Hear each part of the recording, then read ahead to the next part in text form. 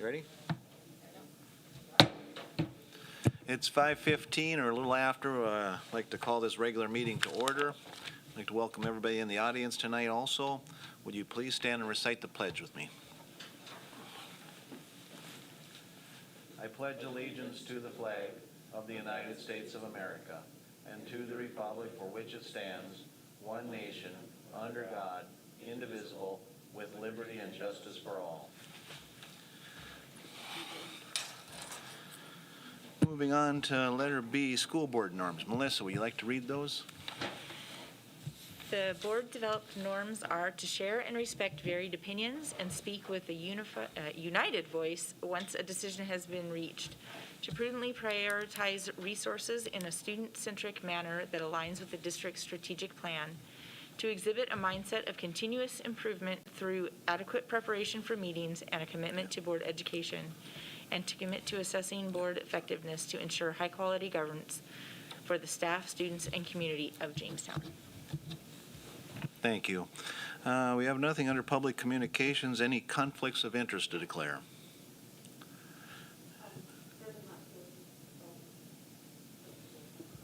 What's that, or? For the Montpelier vote for the open enrollment. I serve as a school counselor for them. Oh, for Montpelier? Yeah, Okay. for that decision. Okay, we'll just accept, Jason? I would move that we allow Mrs. Nelson to take part in that discussion. Is there a second? Seconded by Bob. Any discussion? Hearing none, all those in favor say aye. Aye. Opposed, same sign. Motion carries. Okay, moving into consent agenda. Motion to approve. Motion by Bob. Seconded by Jason. Any discussion? Hearing none, assuming roll call vote, all those in favor say aye. Aye. Opposed, same sign. Motion carries. Moving into our regular meeting, we have nothing under recognition or correspondence. Moving to reports, we have superintendent report. Rob? Thank you. You have my written report. I am not going to discuss anything in board education, as we'll deal with that here real soon. Moving on, a new hire is being recommended, Cassidy Patch. If you'll notice on the agenda, named Cassidy Trevathick, has since the initial application has been married. So you'll notice that discrepancy in terms of name. This is the open Title I position. We did have a transfer from Michaela Orr, who served in that Title I position, into the second grade classroom, vacated by the release of contract of Vanessa Edwards. And so there's a little shift there. Just as a reminder, this is a contracted position with Jamestown Public Schools. And through the equitable services requirement, we provide those services to St. John's Academy, which they are eligible to receive. But we continue to hold that contract. So the amount of time depends upon the salary, benefits, total cost of that staff member. So we determine that. The amount of time eligible for those equitable services based on all of those factors, but just wanted to make you aware of that. So Cassidy Trevathick served most recently in math as a math and science instructor in Ipswich, South Dakota. So the instructional plan, our team met to review the instructional plan. Just as a reminder, I think it's really important for our community to understand and continue for us to continue to communicate that our instructional plan is separated. It is not based on the state's risk designation. As you've seen recently, counties are now being treated differently in terms of the risk level. So some are in blue, some are in green, and some are in yellow.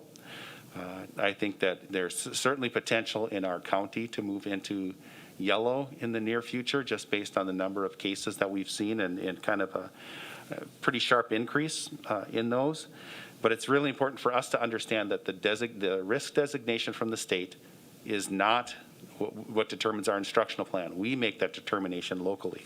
So what we would anticipate if the state moved into yellow would be to continue to be in instructional plan 2.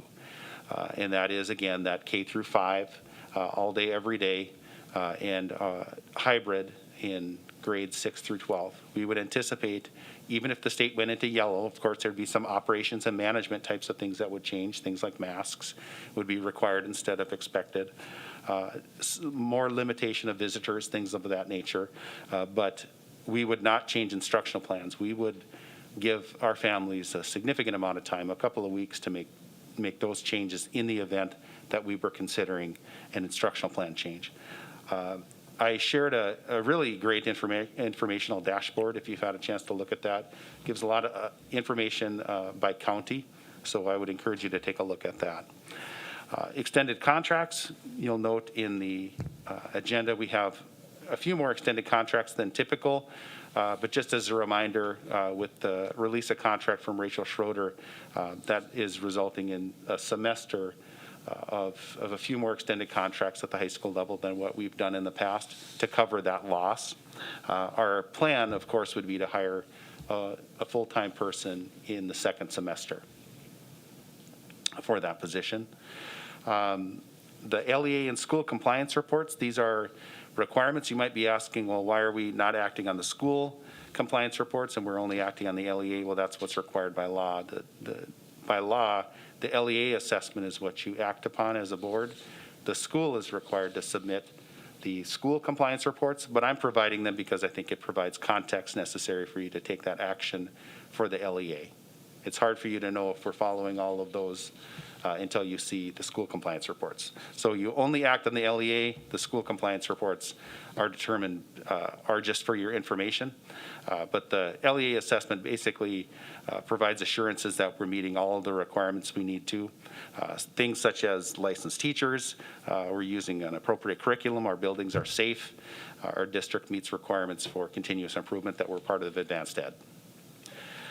You'll also act on a board policy BDA. As you remember from the August 17th meeting, I was asked to draft a policy statement that could change policy BDA to adequately outline what the board does for policy development, and in the event of a challenge, a request to revise policy. So I've done that. And what I point out about this amendment proposal is that it would be applicable in the event that the board opted to form a policy committee. It would still be applicable then. So you wouldn't have to change your policy again if the board decided, hey, we need a policy committee, a standing policy committee. This would still act. It just provides conditional language in the event you don't have one. Later on in the agenda, you'll be asked to consider what we should be doing in terms of the old transition house. And if you make the decision to move forward with selling that property, what I would intend to do is to look to receive an appraisal and then advertise for bids of that property, if that's the route that the board chooses to go with that property. One other item, I've been looking for a period of time at an EBS license that the district holds. EBS is an educational broadband service license through the FCC. So in the past, this has existed to, it was leased by DAC Central and provided our Ivan broadband for our Ivan classes. That lease ended in 2013, and it is not currently being utilized. And there's an opportunity either to lease that and bring additional revenue to the district, or to monetize it and sell it, which is what has been happening to these kinds of licenses across the country. I think my preference would be to lease it because I think there's long-term revenue in leasing versus selling. Although I don't know if this size of channel, a 6 megahertz channel, is going to attract a lot of interest for leasing. You might just be looking to monetize it, but that's what I would like to do. I'd be interested in feedback on that if that's something we would like to see happen. It serves us no purpose now, and if we don't what's called construct the license by over the next couple of months, we would have potentially could lose it, and it would have then no value to us. And there's an opportunity now to monetize it or to lease it. I think it makes sense to try to move forward and see what kind of value that could generate. in a sale, based on initial conversations I had with a broker, would be somewhere in the $15,000 to $25,000 range. If you could lease it, of course, long-term, that probably is more than that if there could be any interest, although I'm not sure there is. Mike Armitage has been spending some time ensuring that, talking to DAC Central, they held the lease up until 2013. They aren't using it now. Ivan isn't using it. It really, like I said, serves no purpose for us. So I think it makes sense to look to do something different with that. Lastly, the state received a USDA waiver, and essentially what that means is all students, whether they qualify for free and reduced lunch or not, are provided a free breakfast and free lunch, which is a great thing. This is allowable through the end of the year or until the federal funds are gone at the federal level. And I do think it's important that we note that these are still reimbursable meals to our food service department. The food service department is not losing. They're still claiming those reimbursable meals and generating revenue for those that choose to eat. So it's a very, very good thing for kids. We still do charge for supersizing, a la carte, extra milk, things like that. And so there's a little extra revenue that's generated. And those that are participating in the virtual academy or those that are not on campus in the hybrid, they can still access those meals as well. And we're encouraging that. Right now they can pick them up through the middle school. So students in the JVA could pick up a meal 5 times a week, or a hybrid student could pick them up 3 times a week. And that's still allowable and available for them as well. But all good things. I think it's a great thing. I'm very happy to see it. It was a little bit of a surprise. We didn't see it coming, but I think it was a wise choice. Good use of federal dollars there. Just recognizing how the pandemic is still impacting families financially, and taking one more burden off people's plates is a good thing. So with that, I'd stand for questions. Any questions, Rob? Jason? I noticed the hiring of a good number of paraeducators, so was encouraging to see. So good work to our district leadership on that front. How are you feeling now, Dr. Leck, about not staffing in general, but especially for those paraeducators? Are we feeling decent that we have our schools adequately staffed with paras? Well, with paras and all of our support staff, I don't think there's ever been a time that I've been here that we've been fully staffed. We're always looking for custodians or paras. Usually with certified staff, we've been able to manage, although now we're still looking for a special education teacher.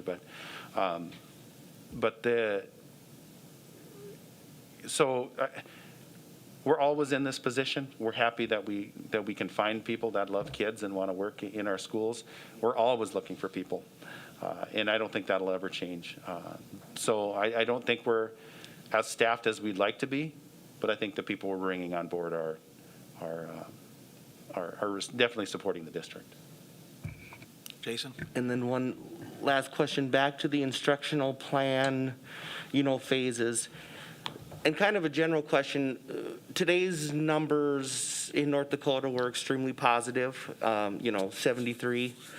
That's down substantially. Have we as a district, and in our communications with our health professionals, have we set a threshold as far as what we would need to see as a district to change phases? With the yellow, we may not necessarily change phases. Have we thought through that process?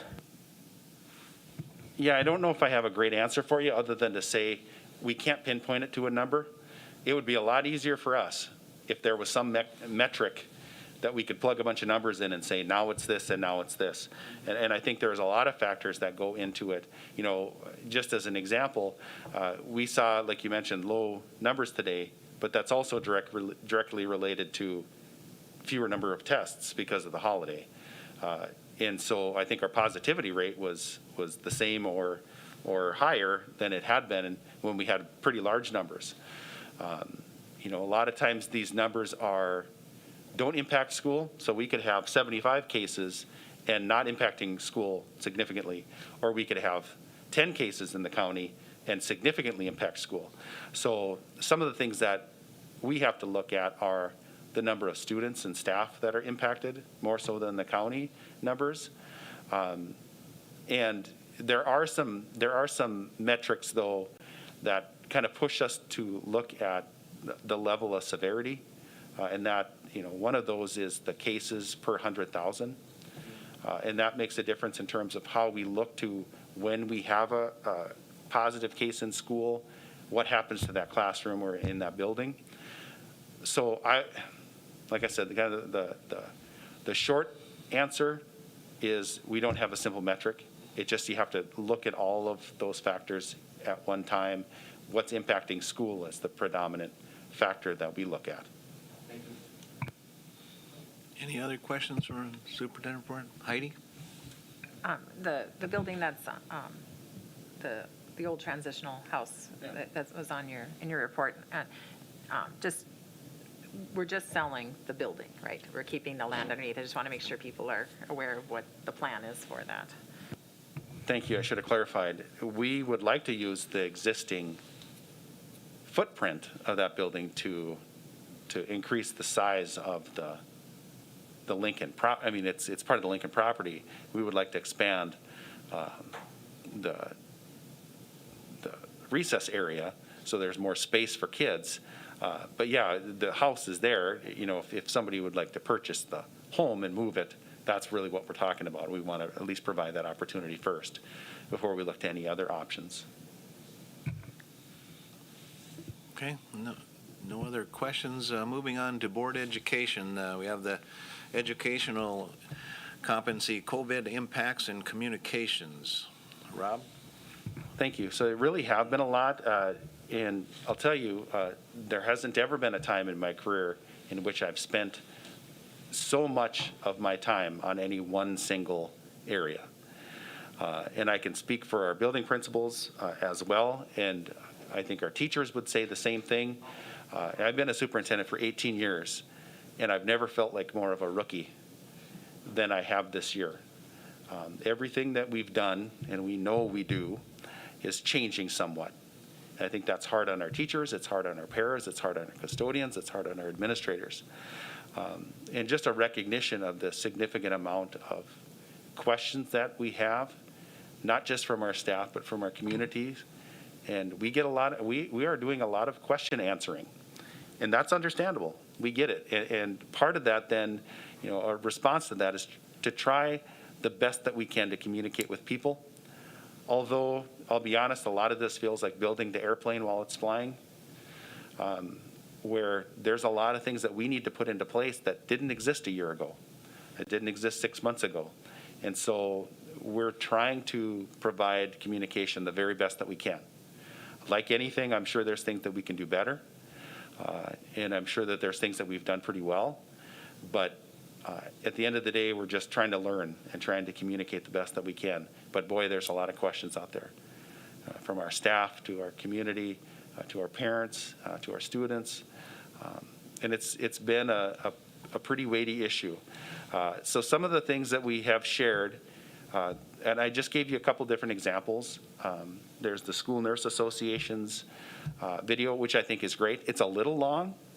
It was 40 minutes, but it's great for those that really want to dig deep into the expectations for school, what to expect in a positive, what should you be doing as a parent, what shouldn't you be doing as a parent, those types of things. And then to try to break that down a little bit and to push a little bit more on the school responsibilities. I did a 13-minute presentation that was, like I said, about a close context. As a parent, what can you expect in the investigations? What does that look like? How do you determine close contacts? Things like that. So those are just two different examples. We keep all of these. If you haven't been on there, I'd encourage you to take a look. It's the school's update center, the alert center. Throughout the pandemic, we've kept this page on our website open. It was actually Pam Brown, our webmaster's idea, to have this, and it's really a clearinghouse for all the communications and information that we've sent out. We hit families hard, especially at the beginning, and then as school started, we pushed a lot more information out, and we felt like this was the best way so they can look back and say, I know I heard about this somewhere. What was that information, or where was that link to the registration for the virtual academy, or I thought I heard something about the USDA waivers and free lunch. What is that? And at least this is a clearinghouse.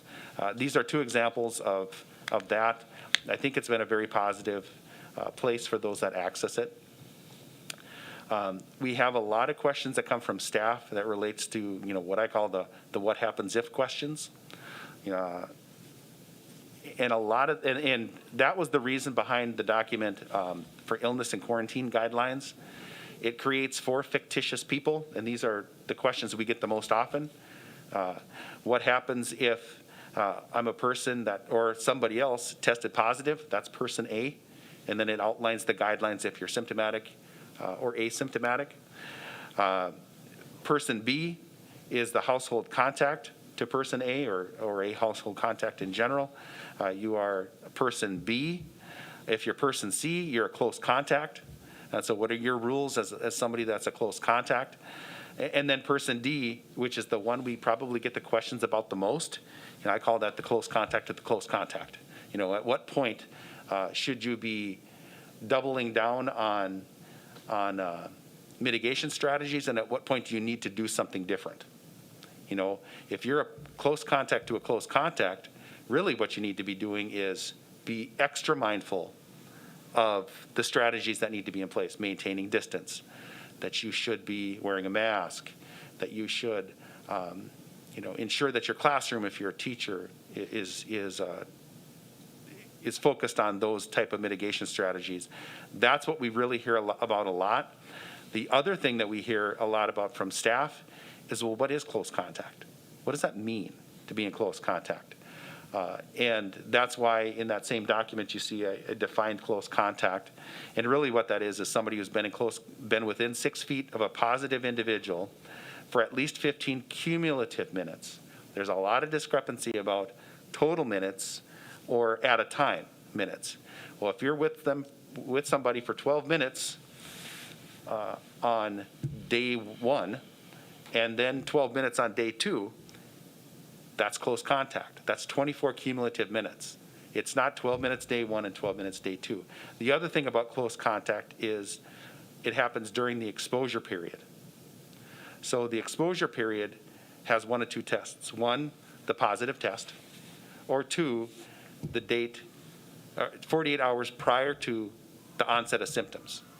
So when we do close contact in schools, which is a requirement for us, we have to do that. That's been designated to us. So I will tell you, from an administrator standpoint, it's a significant amount of time. From a teacher standpoint, it's a significant amount of time because you're required then to go back and say, on Tuesday, I was teaching math in this way. These kids were grouped together. These kids were grouped together. And you have to go back and look at that, and you have to go back and investigate. And it becomes a pretty significant time burden. But close contact matters. If you are in close contact, you become that person C, and you can look to see what is recommended for person C. So when we determine a school close contact, that's the letters that are sent out. We don't make that determination. I think there's a differentiation that needs to be really clear. We do not make quarantine decisions. We investigate and help our health officials make determinations on who meets the criteria for close contacts. We don't do that. We do the investigations and we help them decide, but we don't do that. We don't have that ability to quarantine people. But we do have a responsibility when it happens in school to investigate and inform on who's a close contact. So what does that look like? As an example, say you have student A begins to exhibit symptoms on Tuesday night. Their parents say, well, the school doesn't want us to bring our child to school, so they are out Wednesday, Thursday, and Friday because they continue to exhibit symptoms. The students tested on Thursday. The results of a positive test are going to be shared with us if they were tested on Thursday. That's probably going to happen on a Saturday, and they'll be shared with me. So I'm the district COVID coordinator. By the expectations, we are to be available 24/7. So I get a phone call.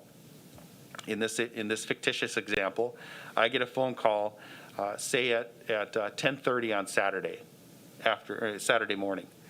I would contact the building principal to start the process to investigate close contacts. That building principal would talk with the teacher. They would have to determine what happened during that class period, analyze seating charts, potentially look at bus transportation, lunch schedule, who was that student sitting next to, recess, if it's applicable, what I'm calling congregate time, what are the time they are at the lunch or at the hallway, if they're at their locker, those kinds of things. In the morning, when they've come, other adults or services that the student was working on or who they were working with. That's what you have to look to for in this example. You would have to look to Tuesday and Monday. And you have to determine the 15 minutes, if 15 minutes was spent during those 48-hour period on Saturday morning. So as you can tell, that's going to be a lot of phone calls, that's going to be a lot of discussions and a lot of investigation, and it takes up a fairly significant amount of our principals' times to do that, and it takes up a lot of our teachers' times when they have to be answering those questions, and we all have to be available to do that. It's a very time-consuming process. So what happens after that? We determine who the close contacts are. We inform Central Valley Health. They confer, and we talk about, if these are close contacts or not. Generally speaking, they say yes. And then we send them a letter that says, here's your date of exposure. You were determined to be a close contact as outlined by the North Dakota Department of Health guidelines. The expectation is that you are not in school until whatever the date is. And we explain to them that happened in their class. Of course, we have privacy that we have to maintain. We can't say this person was positive. We do have privacy expectations that we maintain. But then we send out letters. Like I said, it's a pretty arduous process, can be pretty time consuming, but that's where that flow chart comes from. We want to make sure that we aren't missing any steps. So you can see that flow chart. Sometimes I get notified by the state, sometimes families self-report. So depending on what they do, Central Valley Health and us need to be on the same page. So that's why there's 2 columns in the flow chart, but to get us to the same point. I'd be happy to answer questions about those if people have any, but just wanted to make people aware of what we do and the fact that we're available 24/7 because that investigation needs to happen as soon as we're notified. When testing happens for us every Friday, that means every Sunday, we're generally speaking here and trying to look at any impacts. But I would stand for questions if you had any related to this process. Gail, you have a question? One question that came to me Can you is- pull your mic down a little ways so Oh, there. Larry can Is that talk? better? Yep, I can even move it forward. there we go. One question that came to me is, will I be notified if there's a positive in my child's building? And I said, I don't know. So I'm asking it. So we send out a letter if you've been in close contact. No, we don't do that. For us, the important information that comes through is, were you in close contact, and is there some or ramification of that to you? We don't do it if there's just been a positive in the building. Jason? And maybe just for clarification to the public too, if there's a self-report, they're to notify you, correct? That's a good question. Ultimately, it comes to me, but they can talk to anybody. They can go to the building principal in their building. That generates a conversation with me, the building principal will notify me, and then we start. The vast majority have been self-reported. That's the faster way, and we encourage people to self-report because that's how we get the information more quickly. I would say 95% of the time they've been self-reported. If we wait, that's additional days, additional exposure ranges. It's far better for us if they're self-reported. And just because it's self-reported doesn't mean it happened in school. There isn't necessarily spread in school because of self-reporting. We see it happening a lot of different ways, but it impacts school because we need to list that as well. I did create we have a student tracker that's shared with Central Valley Health that includes all of our close contact, what's happening in school, out of school. That's all information we need to share with them, and this has just been the easiest way that we do it. It's been pretty helpful. I know they're appreciative of it, and the state that had a chance to look at it, they felt that it was a good document for us. Heidi, and then Jason, you got one. Well, I was just saying, I guess that's why I asked to clarify that, because I can see parents going to the classroom teacher even first, and just making sure that people are aware that they can contact anybody, but even Dr. Leck might expedite the whole conversation. Sure. Yeah, usually it's been directly with the building principal. Our parents have been great. When we've had cases, they've called our building principals and let them know right away, and that helps us out tremendously. But if people feel most comfortable talking to a classroom teacher, they certainly could do that. It would ultimately be a conversation with the same person. Probably the contact tracer is going to be the building principal. So it's probably going to generate a conversation with them anyway, but we just want to be notified. Heidi? I think what I had was just the same topic, but I just want to, you mentioned that, the testing is on Fridays, and so likely people get notified over the weekend that it's not a problem. We prefer them to send an email to the building principal or call them or contact them, even if it's Sunday morning at 10 o'clock, right? I mean, we want to know right away. I guess that's what I was just going to kind of reiterate that information. And one thing I didn't talk about is what we're required to do is send letters, but we make phone calls first. We want our families that are determined to be in close contact to hear from us first. We explain to them what close contact means. We explain to them the process. We explain to them that they're going to be receiving a letter that talks about their date of quarantine and when they can come back to school. But we want to have a personal conversation. Now, we can't always do that. Sometimes we have to leave voicemails, but we continue to try. That's the benefit of having it over the weekend, is we have a little bit more time to do that. But it's every weekend. I mean, it's pretty constant. But we wanted to make sure that families hear from us and not just getting a letter. Gail? I'm wondering too, you mentioned earlier that looking at many metrics, it looks like we're more yellow than we, as a county. At what point would you pull that trigger and decide we need to do mandatory masks? Because we really don't have a lot of things in our toolkit to prevent COVID from happening. It seems like masking, 6 feet, and hygiene are about it. I'm just wondering why not sooner than later, because I can just see the more masking we have, the less chance we have that close contact of contracting the disease, spreading it, and creating attendance issues, staffing issues, and God forbid, a real bad health issue. It's a fair question.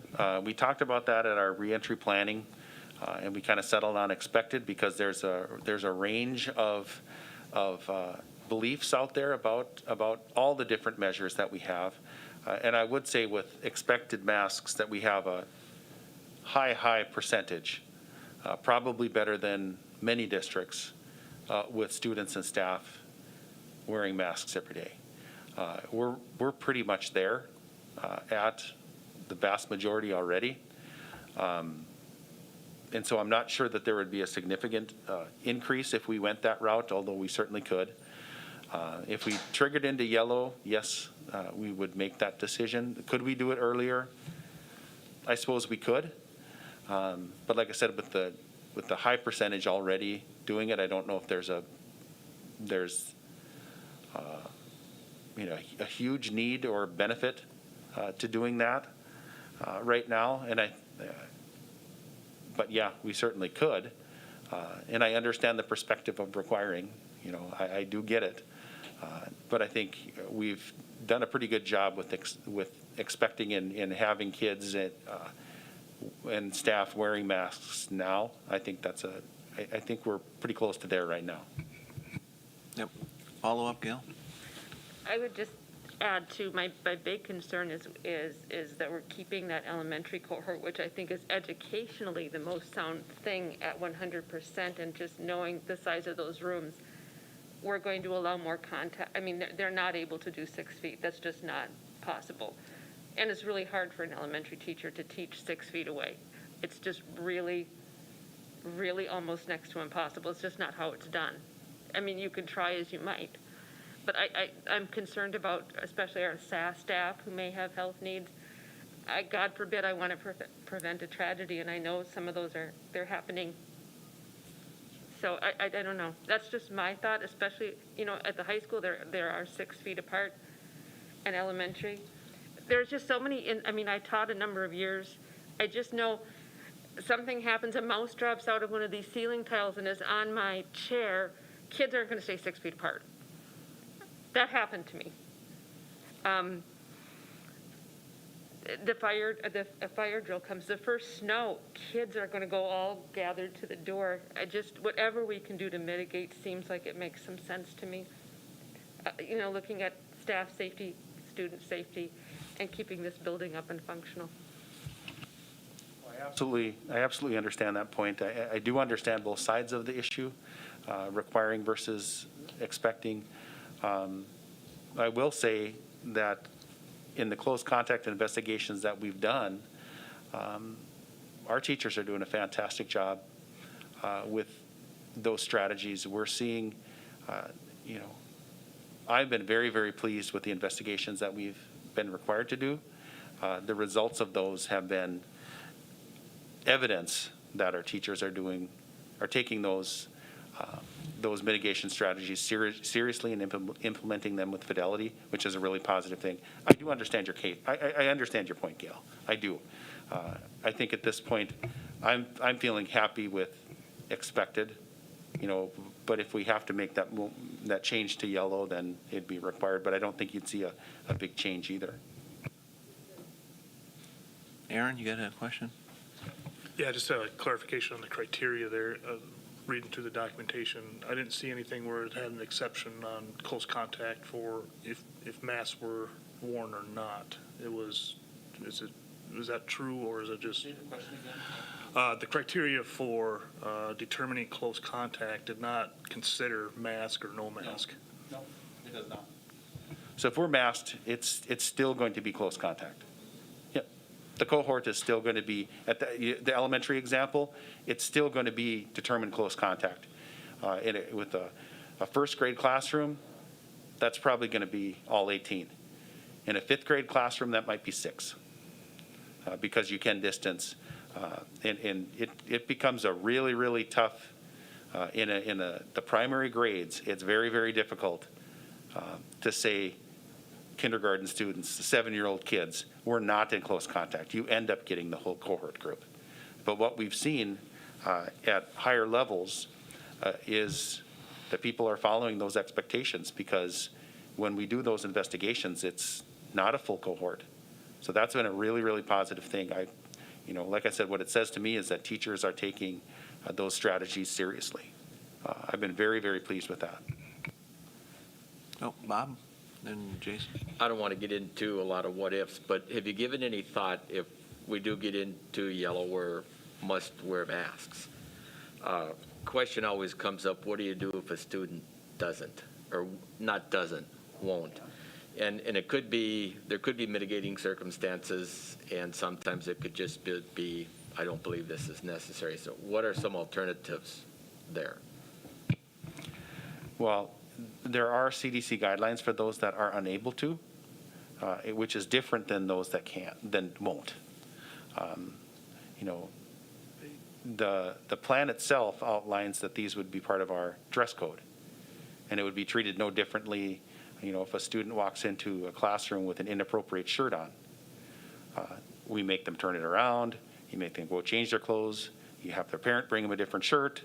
You know, there's different ways to handle that. You know, if a student comes with that same shirt on the next day, and you go through the same thing, you might deal with it differently as an administrator. But generally speaking, you can address those pretty directly.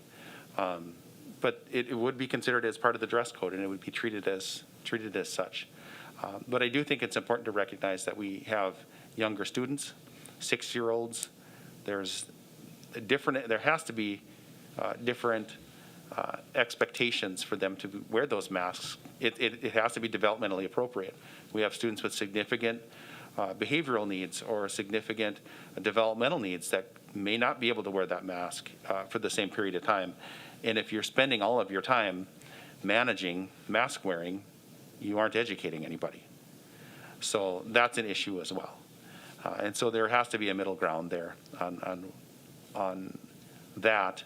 But again, the expectation or the requirements that people are, but there has to be some conversation around when it can't happen and why can't it happen? Is it developmentally inappropriate? And the answer to that might be yes for one student and no for another student. It's an I don't want to for one student, and it's a I can't for another one. You just have to deal with those as they come. I think you do it with grace and a little bit of understanding too. This is different. It's hard for me. I can't talk. I'm pulling my mask up constantly. That's hard for teachers and our students too. And so I think you take it with a little bit of grace and understanding about where people are coming from, but it comes back to, you know, what are we expecting and what are we requiring and how are we communicating what those expectations are and why. Jason, yeah.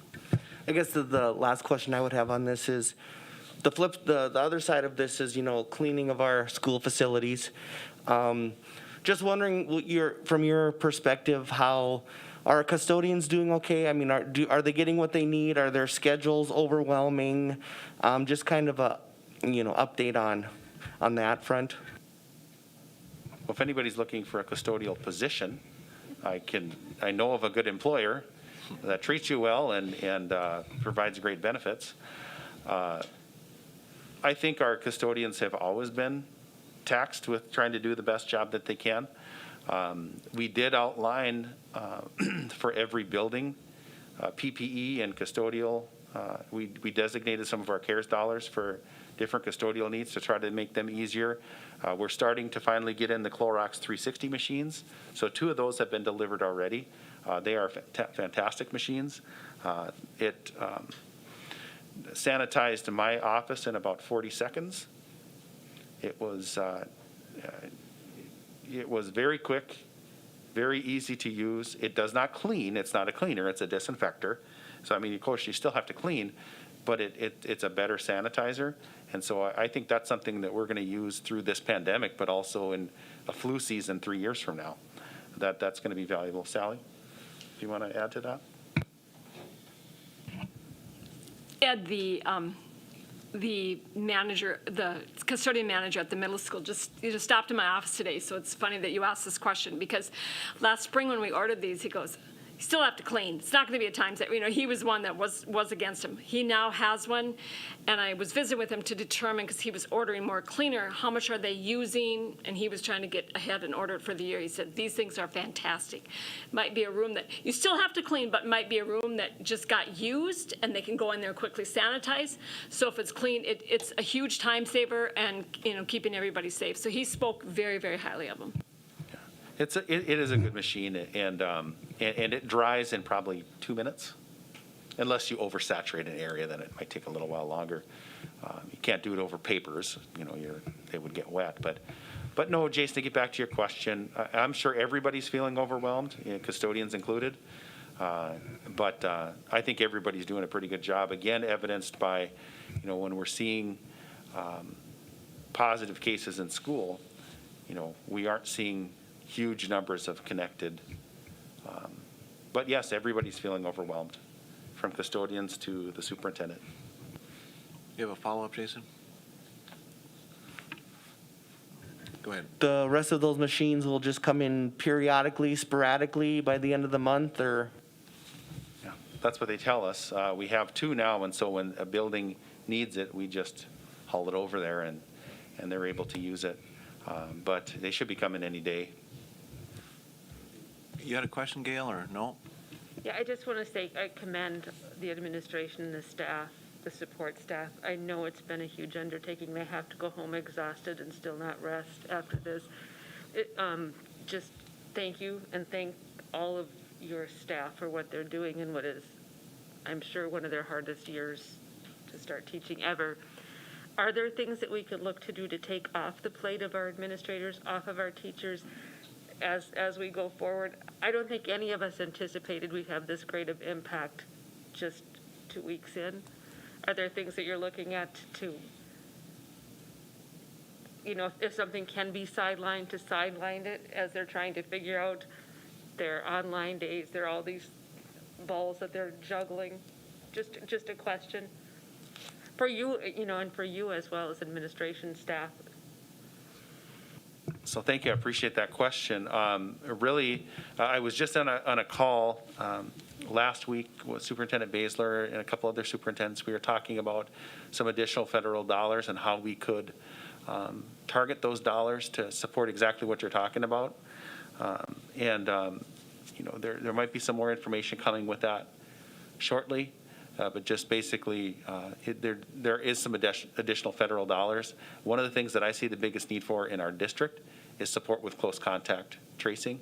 That investigation process takes hours and hours and hours, potentially.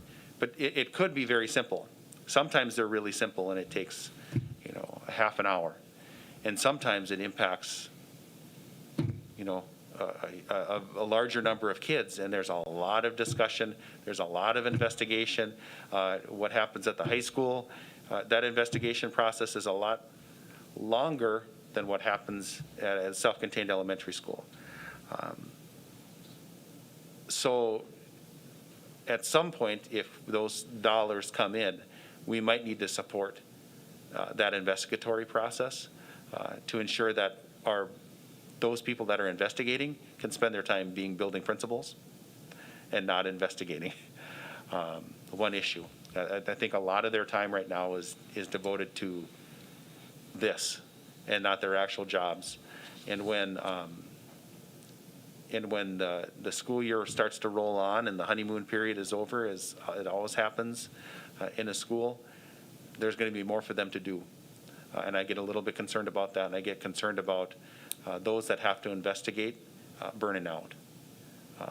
We're running on adrenaline to a degree, and I worry about that a little bit. But these federal dollars, a lot of that's going to have to do with staffing.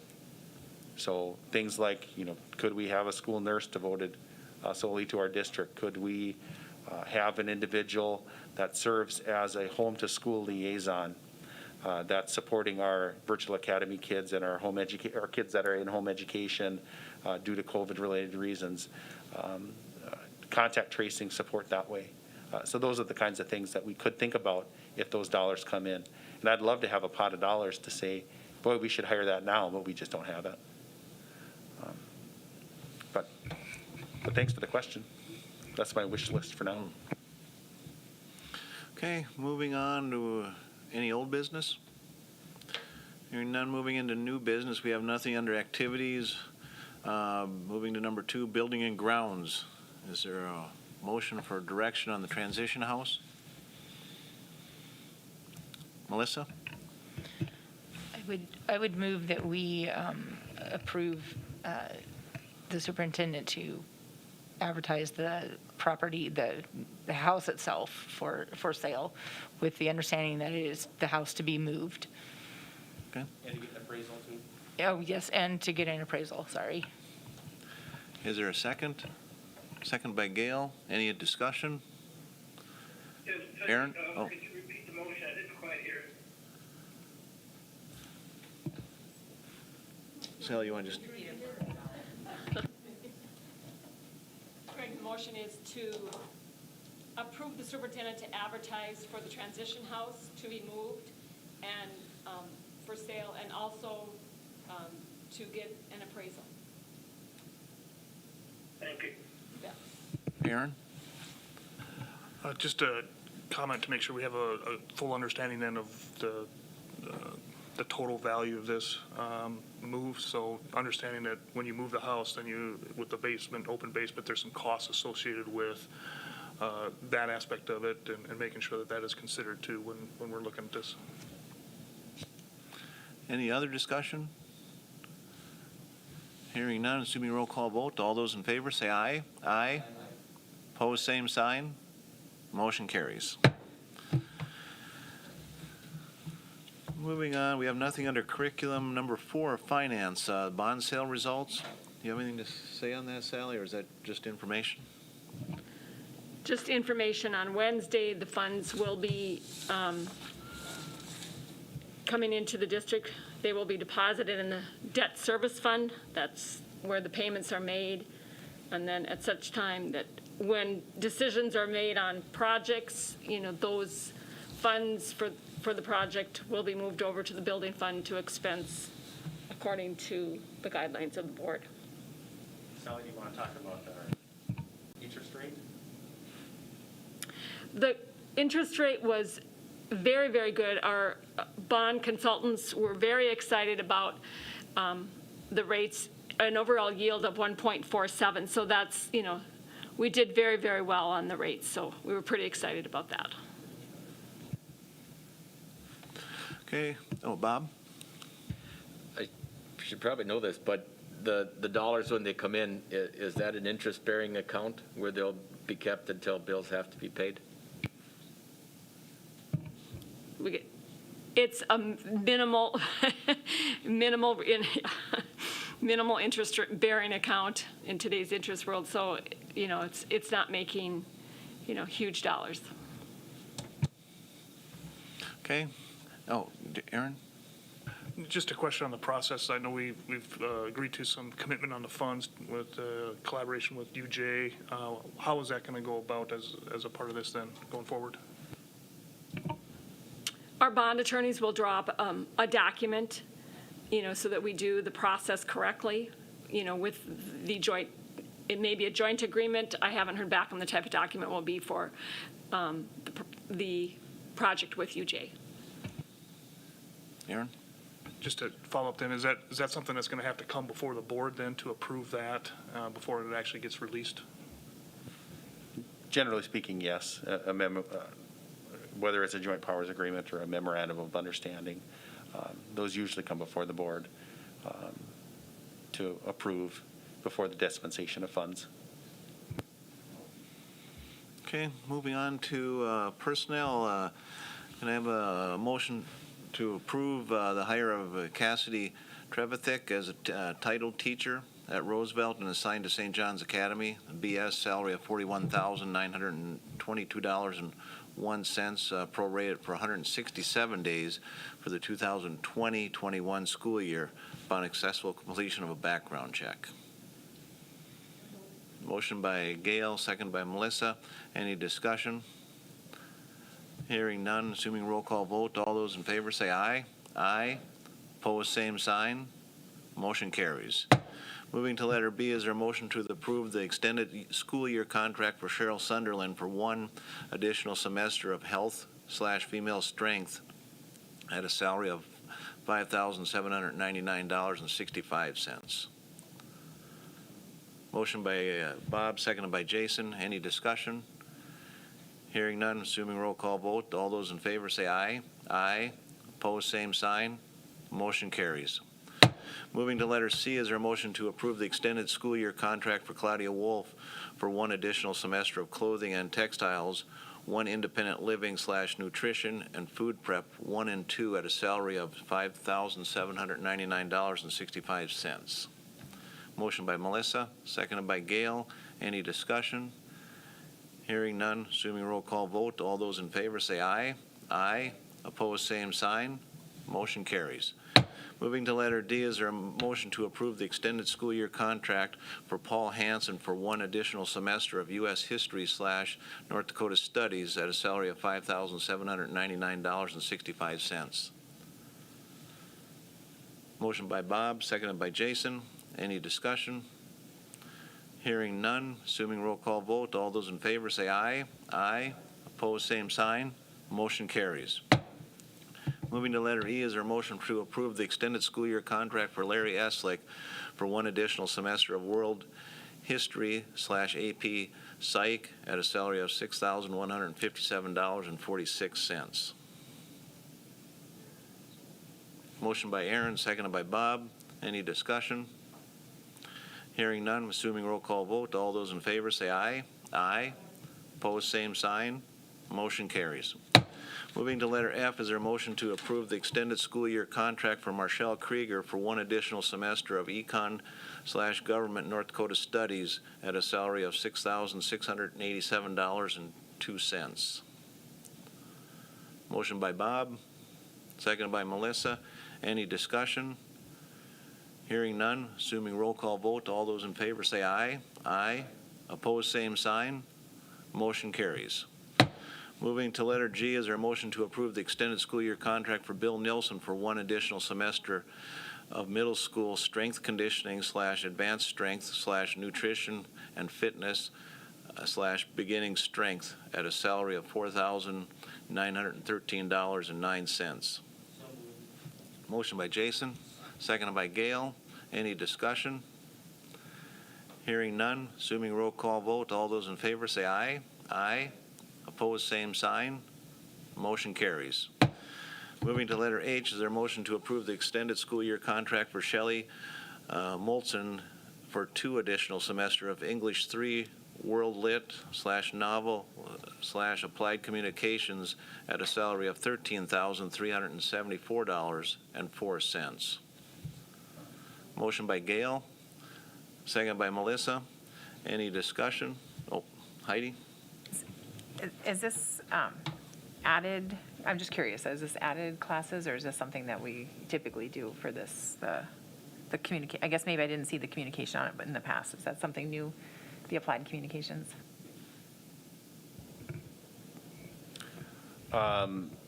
Usually, the classes vary from year to year on extended contracts. It's just based on the need in the scheduling process.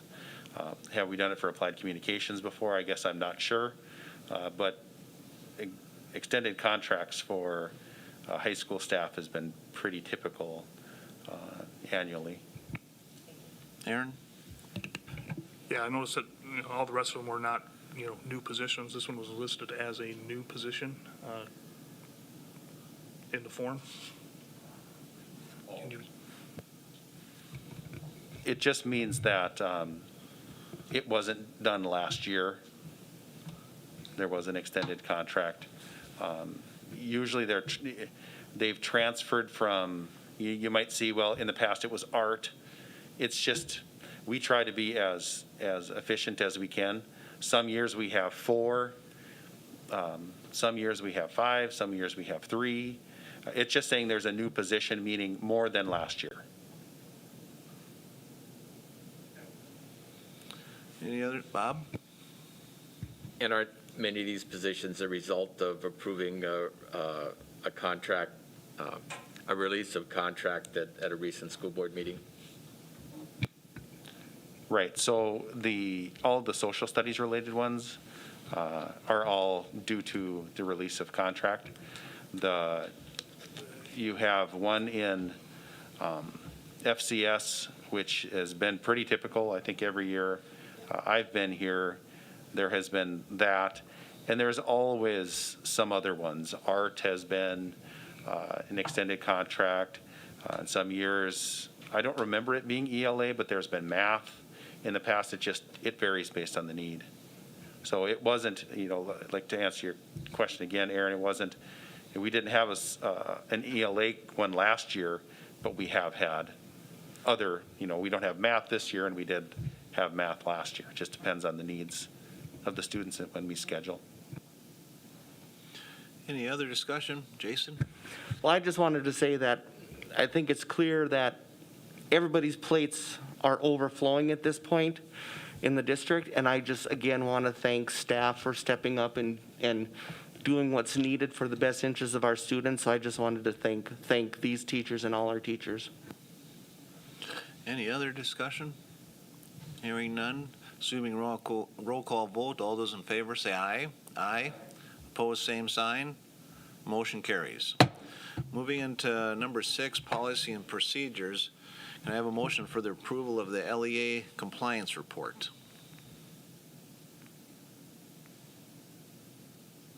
Motion by Melissa, seconded by Bob. Any discussion? Aaron? I just noticed on the form, it specifies that it needs to be signed by both the principal and the superintendent, and these are just signed by the principal. Can you verify that you've reviewed these here in advance? Yep, I review them all prior to submission. And then you just sign them when you submit them in? Is that the process? I submit the LEA assessment and sign. That's where I sign. There isn't a place for me to sign on the school compliance reports. I sign on the LEA one. Any other discussion?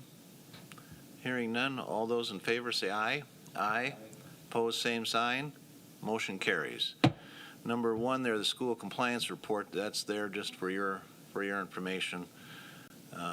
Moving to letter B, is there a motion for the approval of the second reading of the updated policy AAC, non-discrimination and anti-harassment policy, and the subsequent one, approval of the second reading of the sexual harassment grievance procedure AAC BR2? So moved by Aaron, seconded by Heidi. Any discussion? Hearing none, all those in favor say aye. Aye. Opposed, same sign. Motion carries. Moving to letter C, is there a motion to approve the approval of the amended BDA procedure for adopting board policy?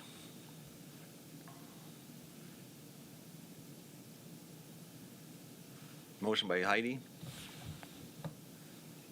Seconded by Jason. Any discussion? Aaron? Yeah, I just wanted to recommend a couple of wording changes within what was provided. Specifically, with the new wording, if a standing policy committee is not in place, an ad hoc policy committee of board members will be established. I recommend that we change will to shall, as it's implied action. And then also adding in verbiage with it that should be established and shall be appointed by the president of the board. There's no indication of who is going to establish that policy or ad hoc committee, which is consistent with the BBB school board committee's policy. Yep. So just to be consistent with that. So Would that wording be redundant, though, if it's already in a policy for committees? I don't know. What's that? I don't think so. Okay. That.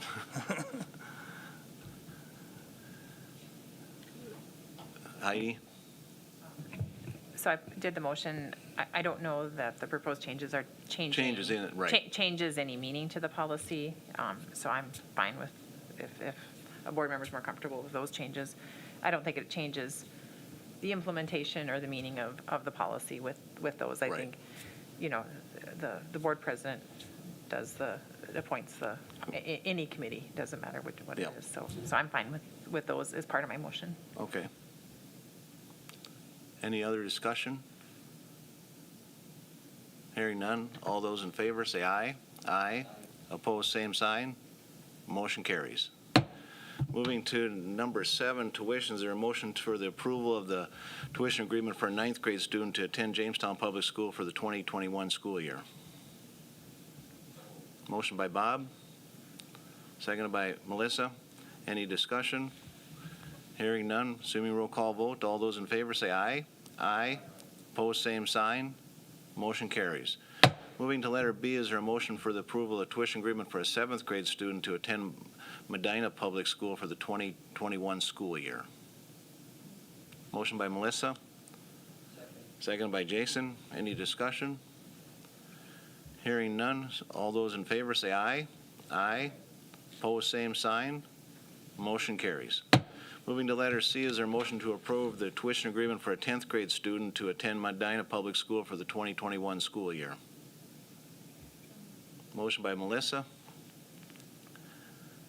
Second by Aaron. Any discussion? Hearing none, assuming roll call vote, all those in favor say aye. Aye. Opposed, same sign. Motion carries. Any items for future agenda? If there is something that comes up, just let Rob or myself know, and we'll make sure we get it on the agenda. We have meetings to be scheduled coming up. We have the Health Insurance Committee meeting Monday, September 14th at 3:30. It's going to be a Zoom meeting. We have a school board new member orientation meeting on Monday, September 21st at 4 p.m. in the district conference office. Our next school board meeting is on Monday, September 21st at 5:15 here in the Thompson Community Room. Then also at that meeting, we have the budget hearing on Monday, September 21st at 6 p.m. in the Thompson Room here. Moving to Roman numeral 6, is there a motion to move into executive session? Heidi? I was just trying to get your attention. Oh. The meetings to be scheduled, I just want to add that right now there is an SCEC meeting scheduled October 7th, but the information will be on the website, how to access it. They've been doing them Okay. virtual because people are from all different locations. Okay, we'll add that to it. And so, is there a motion for possible or executive session? You have to read the whole thing on there. Oh, your mic didn't. I'll get it yet. I move that the board enter into executive session for the purpose of attorney consultation regarding pending civil litigation and to receive its attorney's advice and guidance on the legal risks, strengths, and weaknesses of an action which, if held in public, would have an adverse fiscal effect on the school district pursuant to North Dakota Century Code 44-04-19. The following members and administrators be identified as present: Greg Allen, Melissa Gleason, Roger Hout, Heidi Larson, Gail Nelson, Aaron Roberts, Jason Rohr, and Robert Toso, Superintendent Robert Leck, Business Manager Sally Ost, and Attorney Rachel Bruner and Michelle Lang from the North Dakota Insurance Reserve Fund via telephone. Today's date is September 8th, and the time is 6:23.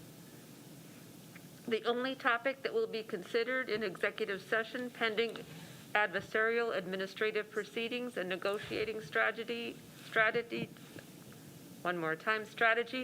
or providing negotiating instructions to district's attorney. That this executive session be recorded. And then we also have Greg Allen on the I phone think I with read us his too. name. Do you? Okay. Is there a second?